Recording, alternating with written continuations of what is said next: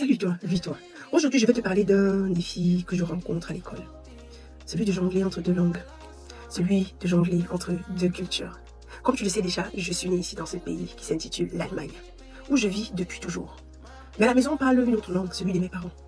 C'est comme ça depuis que je peux m'imaginer. Je suis plutôt contente de parler deux langues. C'est une richesse pour moi. Et j'irai même plus loin, ce n'est pas seulement deux langues. Au lycée, il y a l'anglais qui s'est ajouté. Il y a le Yemba, qui est la langue maternelle de mes parents. Il y a le français parce que mes parents viennent du côté francophone du Cameroun. Et il y a la langue du pays d'accueil dans laquelle je me trouve, qui est l'allemand. Donc en fait, je parle 4 langues. Mais à l'école, parfois, vous allez comprendre, mon challenge, c'est un peu compliqué. Je dirais même que c'est très compliqué. Quand la maîtresse parle un peu trop vite, ou quand elle utilise des mots que je ne connais pas, j'ai du mal à suivre. Je me sens un peu perdue. Du coup, si elle est en train de faire une dictée, je me stoppe, je n'arrive plus à continuer. Je suis bloquée. Et c'est comme ça que quand elle finit la dictée, en fait, je n'ai presque rien sur mon papier. Quand j'ai eu la malchance que ce mot se trouvait au début de la dictée. Et lorsqu'elle reprend pour la dernière fois, parce que la dictée c'est dit en général 2 fois, je suis déjà perdue. En fait, ma note est déjà prédestinée en avance parce que je n'ai pas tout compris. Ce n'est pas que je suis mauvaise en dictée, c'est juste que le mot qui m'a bloqué et je ne pouvais pas demander parce que c'était un contrôle, c'était la dictée. Donc c'est comme ça que je me sens perdue. Et j'ai donc l'impression d'être un peu en retard sur les autres. Ce qui m'a choqué, c'est que l'autre jour, mon professeur ou le maître a carrément dit que de toutes les façons, comme je suis tellement mauvaise en allemand, qu'est-ce que je fais ici dans ce lycée? Ça m'a tellement choquée. Et j'ai eu honte, j'ai envie de me cacher. J'ai envie de fuir, de me lever, de partir. Parce que c'était tellement humiliant. Elle m'a humiliée devant toute la classe et du coup, je ne comprends pas parce que elle sait très bien que mes parents viennent d'une autre origine et qu'à la maison, j'ai d'autres langues.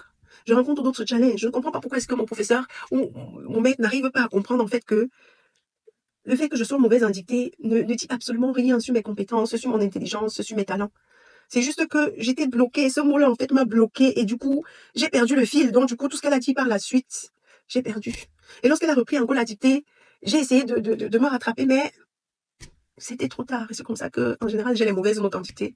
Et c'est sur ça, en fait, qu'elle se limite. C'est comme ça que elle m'a carrément détruit devant mes amis. Parce que ce qu'elle a dit, cette image-là, ça reste dans la tête, en fait.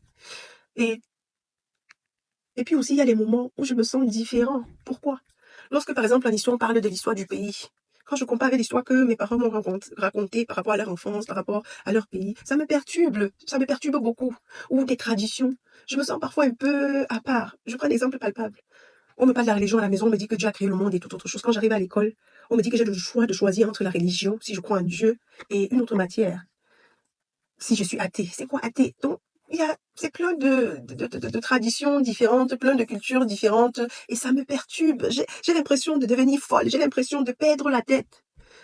J'ai l'impression de ne pas avoir les mêmes références que les autres enfants. Et alors, je me suis posé la question de savoir comment faire pour mieux comprendre quand ma maîtresse parle. Comment faire pour me sentir ici, pour avoir l'impression que je suis comme les autres, que je fais aussi partie du lot, pour me faire accepter par les autres enfants, pour que ma maîtresse me valorise plus, pour que ma maîtresse essaye un peu de comprendre ce que je traverse dans mon quotidien.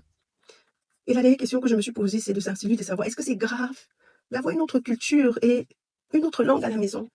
Parce que pour être honnête, je suis perdue.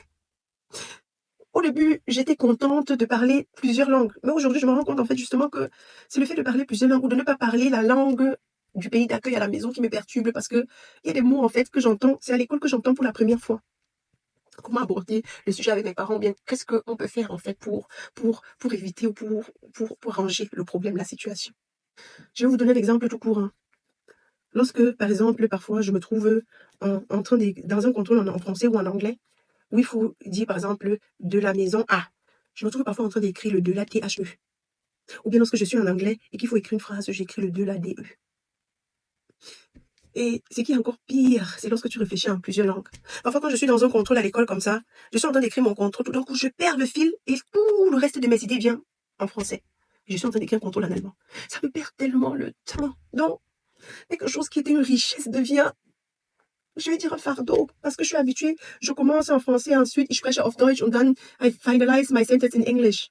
Donc, je suis perdue. Je mélange Deutsch, français, English. Je suis perdue. Et vous, les amis, vous en pensez quoi par rapport à ma situation? Qu'est-ce que vous pouvez me conseiller? Avez-vous déjà rencontré ce genre de difficultés à l'école? Comment vous faites pour vous sentir intégré et valorisé, même si vous avez une double culture? Connaissez-vous des écoles ou des associations qui aident les enfants avec une multiculture ou des enfants bilingues à s'épanouir? Écrivez-moi en commentaire votre réflexion, vos pensées à ce sujet. Ça peut m'aider et ça va m'aider. Ça va aussi aider tous les enfants qui traversent la même situation que moi à trouver plus de réponses à leurs questions. Merci beaucoup.